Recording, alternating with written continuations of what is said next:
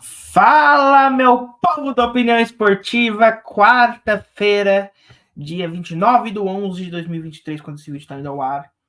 E a gente vai ter o nosso especial Fórmula 1. Vamos fazer uma retrospectiva de tudo que aconteceu nesta temporada número 74 desta categoria que cobrimos aqui no canal. Vamos começar, falando do embate inicial, do que prometia ser uma temporada disputadíssima entre Max Verstappen e Sérgio Pérez. Já se tinha uma noção nas primeiras etapas que o RB19 era um carro de outro mundo. Não se esperava, talvez, que ele fosse o melhor carro da história já feito da Fórmula 1, mas se esperava grandes coisas dele e foi muito bem no começo, tá? Porque o Verstappen venceu em Shakir, aí o Pérez vence em Jeddah, o Verstappen vence em Melbourne e o Pérez vence em Baku. Né? 2 vitórias para cada, os dois empatados. As 4 primeiras corridas do ano venderam para nós um campeonato que seria disputado entre esses dois pilotos. E aí vem o ponto de virada, o ponto-chave, que é Miami. Pérez larga na pole position, o Max Verstappen larga lá atrás. Ele tinha, agora não lembro se ele era punição, acho que foi punição, alguma coisa assim. Ele larga lá atrás numa corrida que não teve bandeira amarela, não teve safety car, não teve safety car virtual, não teve bandeira amarela, uma corrida limpa, puramente de velocidade e estratégia. E o Max sai lá da 10ª posição e ganha do Pérez com uma vantagem enorme. Esse é o ponto de virada. É o ponto que, quando a corrida começou, todo mundo falou: o Pérez vai ganhar essa prova, o Max tem mais carro que todo mundo, ele vai chegar em segundo. Porque, naturalmente, se os dois têm o mesmo carro, ele não chega no Pérez. Pela distância que estavam. E ele chegou, e aí ele abriu. Então, é o ponto que o Pérez começa a fazer a curva para baixo, o Max faz a curva para cima da temporada, e para muitos o título é decidido em Miami. Quinta etapa do ano é o momento em que o Max confirma o seu... começa, a caminhada para o seu tricampeonato efetivamente falando. Depois não tivemos o Grande Prêmio de Imola, por causa das enchentes, e aí pulamos para a próxima etapa, que foi Mônaco. E aí são 9 GPs seguidos com vitória do Max após Imola, Contando com a de Miami, foram 10 vitórias consecutivas.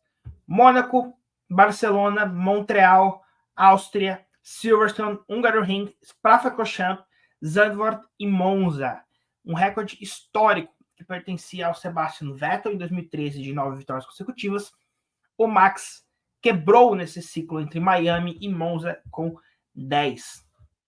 No slide, se você contar, são 9 porque conta com Miami, tá? Aí a gente teve em Hungaroring a primeira troca de pilotos no ano, saindo o Nick De Vries zerado do campeonato de pilotos e entrando o Daniel Ricciardo, voltando para a equipe de Faenza, ele que tinha pilotado pela Toro Rosso lá em 2013. Aí logo em Zandvoort, o Ricciardo acaba tendo uma colisão, o Piastri está em T na pista, e aí para não dar uma batida em T com o Piastri, ele joga o carro no muro de propósito e acaba quebrando a mão. Nisso, o Leo Lawson o substitui por algumas etapas. É o Lawson que acabou indo muito bem nessa temporada. Aí, em Singapura, a Ferrari quebrou o domínio e o recorde de vitórias da Red Bull. O recorde de vitórias histórico era de 11 vitórias seguidas do MP44 em 1988, quando na 12ª etapa o Gerhard Berger de Ferrari vence. Aí aqui o recorde já estava em 13, eu acho, se não me engano, são 10 vitórias do Max, são 12 vitórias do Max, a 15ª etapa, na verdade. 15ª etapa da temporada, e aí o Carlos Sainz, de novo o piloto da Ferrari, é quem bate essa sequência de vitórias de uma equipe dominante. E seria a única vez que a gente não ouviria o hino da Áustria no pódio, foi em Singapura. Logo na corrida seguinte, no Japão, a Red Bull conquistou o hexacampeonato mundial, estando agora a um título, se não me engano, da Lotus. A Lotus tem 7, depois vem... Deixa eu confirmar. Isso, a Lotus tem 7, depois vem Mercedes e McLaren com 8, Williams 9, Ferrari com 16. Então estão a um título de igualar a Lotus do Colin Chapman, a Red Bull, né? Então, o título conquistado logo de cara no Japão, com bem antecedência. Na etapa seguinte, na sprint do Qatar, Max Verstappen se torna tricampeão mundial consecutivo, 21, 22 e 23. Lembrando que em toda a história, todos os tricampeões consecutivos foram tetras no ano seguinte. Isso inclui Juan Manuel Fangio, Michael Schumacher, Sebastian Vettel e Lewis Hamilton. Todos fizeram uma sequência de 3 títulos e ganharam o quarto no ano seguinte. Desse só o Schumacher que ganharia o Penta também. Aí em Austin, o Ricciardo volta da lesão, né, substituindo aí o Leo Lawson, que estava no seu lugar. No Grande Prêmio do Brasil, o Max Verstappen quebra outro recorde histórico. Ele já tinha quebrado o recorde dele de mais vitórias numa única temporada, que era do ano passado de 15, quando ele venceu a 16ª. Mas quando ele venceu o Grande Prêmio do Brasil, ele quebrou o recorde de porcentagem do Ascari. O Ascari, lá em 1952, ele tinha vencido 75% do campeonato mundial, das corridas daquele campeonato mundial. E levou 71 anos para que o Max Verstappen pudesse bater esse recorde, ou algum piloto quebrasse, e agora o recorde é de 86%. O Max venceu 18 das 22 corridas. 19 das 22. 2 vitórias para o Pérez, uma vitória para o Carlos Sainz. Então, ele só não venceu 3 corridas esse ano. Foi um domínio absoluto do piloto holandês. E em Abu Dhabi, a Red Bull quebrou o recorde também de porcentagens do MP44. O MP44 em 88 venceu 93% das provas do campeonato, enquanto o RB19 venceu 95% do campeonato. Em ambos os casos, apenas uma derrota para cada, né? Em 88, a McLaren só não venceu em Monza, e em 2023, a Red Bull só não venceu em Singapura. Em ambos os casos, a vitória veio da Ferrari. E aí o campeonato de pilotos ficou da seguinte forma. Max Verstappen foi o campeão com 575 pontos, Sérgio Pérez vice com 285, seguido de Hamilton 234, Alonso 208, Charles Leclerc 206. É isso. Carlos Sainz 200, George Russell 175, Oscar Piastri 97. Se eu não me engano aqui é o Lance Stroll com 74, Pierre Gasly com 62. Esteban Ocon 58, Alex Albon 27, Yuki Tsunoda 17, Valtteri Bottas 10, Nico Hülkenberg 9, Daniel Ricciardo e Guanyu Zhou 6 pontos, Kevin Magnussen 3, Leo Lawson 2, Logan Sargent 1 e Nick De Vries 0. Foram 22 porque a AlphaTauri usou 4 pilotos nessa temporada. E o campeonato de construtores, a Red Bull foi ex-campeã com 860 pontos, Mercedes 409, Ferrari 406, McLaren 302, Aston Martin 280, Alpine 120, Williams 28, AlphaTauri 25, Alfa Romeo 16 e a Haas 12. E eu queria deixar aqui o meu muito obrigado a vocês que acompanharam a Fórmula 1 aqui no Opinião Esportiva. Foram os vídeos mais assistidos do canal neste ano, com exceção de um ou outro ali de basquete e de futebol que passaram, mas em média a Fórmula 1 foi o esporte mais assistido por vocês aqui nos comentários. A gente cobriu a temporada inteira.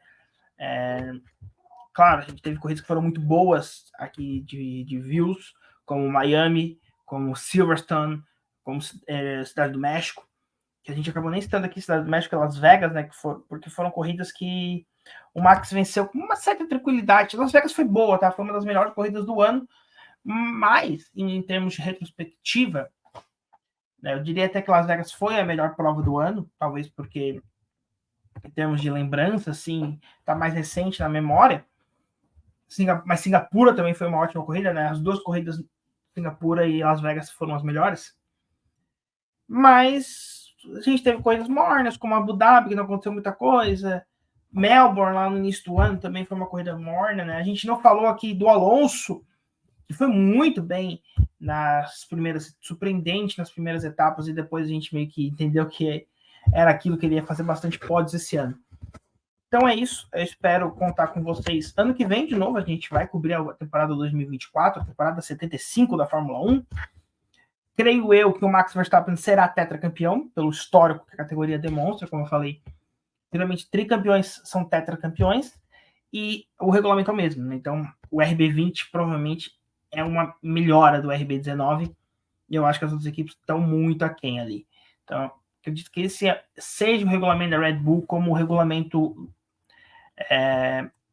não o anterior, porque o anterior a Red Bull conseguiu vencer mas o antes, aquele regulamento entre 2014 e 2016, regulamento curto, de 3 anos, mas que foi dominado pela Mercedes, ganhou as 3 temporadas fazendo campeão e vice. O regulamento troca de 2017 e 2021 ao outro regulamento, e só em 21 que a Red Bull toma o título, né? E de pilotos apenas. Então, acredito que vai ser um domínio ano que vem de novo. Vamos ter que tentar tirar alguma coisa do campeonato do ano que vem, a gente vai vendo. Nota para esse campeonato, eu daria uma nota 9. Foi um campeonato muito bom. Como eu vinha falando muito tempo nos meus vídeos, talvez 2023 tenha sido uma das melhores temporadas da história. Se você gosta de recordes quebrados. Quantidade de recordes que a Red Bull e o Max Verstappen quebraram. O recorde de pilotos com mais vitórias no ano da temporada era do Max no passado, agora é do Max desse ano. A unificação dos recordes, para ser mais exato. Vitórias percentuais, vitórias totais, tô falando, né? Percentuais que o Max também adquiriu este ano, pertenceu ao Alberto Ascari, lá em 51. Recorde de vitórias percentuais de equipes pertencia à McLaren, de 88, com a MP44. Vitórias totais pertenciam à Mercedes, de 2016, e hoje ambos estão com a Red Bull deste ano. Então, são 4 recordes de vitórias que estavam espalhados em 4 temporadas diferentes, estão em uma única temporada. Que não foi quebrado. Recorde de vitórias consecutivas, que pertencia à McLaren de 88, agora está com a Red Bull. Vitórias consecutivas de piloto, que estava com o Sebastian Vettel de 2013, agora está com o Max Verstappen em 2023. O que mais que a gente teve de recordes? Acho que recordes foram isso. O que não teve, campeão antecipado, ainda está com a Ferrari em porcentagens, e acho que em corridas também está com a Ferrari. A Ferrari precisou de menos corridas e faltavam mais corridas para ele ser campeão nos anos 2000 com o Schumacher. Tirando isso, todos os recordes em pontuação, acho que foi a equipe que mais pontuou na história, o piloto que mais pontuou na história. Então é algo surreal. A gente tem aqui a pilotos, a Mercedes fez 409 pontos, o Max Verstappen fez 575. Vocês têm noção que o Max Verstappen foi campeão de construtores? Se o Sérgio Pérez tivesse zerado, obviamente a gente sabe que os pontos que o Pérez fez, 285, iriam para as outras equipes, iriam ser redistribuídos e talvez essa conta não fechasse. Mas o Max Verstappen sozinho fez mais pontos que a segunda melhor equipe da temporada. Né? 409 pontos para a Mercedes, 575 pontos para o Max Verstappen. Cara, é surreal o que foi essa temporada do Max e da Red Bull. Então, por isso, nota 9.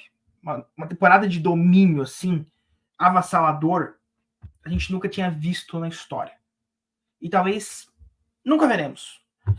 Ah, não pode falar nunca. Eu falei, talvez. E, sim, provavelmente, algum dia, esses recordes vão ser quebrados. Mas lembrando, levaram 74 anos para bater o recorde do Ascari. Eu tô com 23 anos. Eu não sei quantos anos você tem.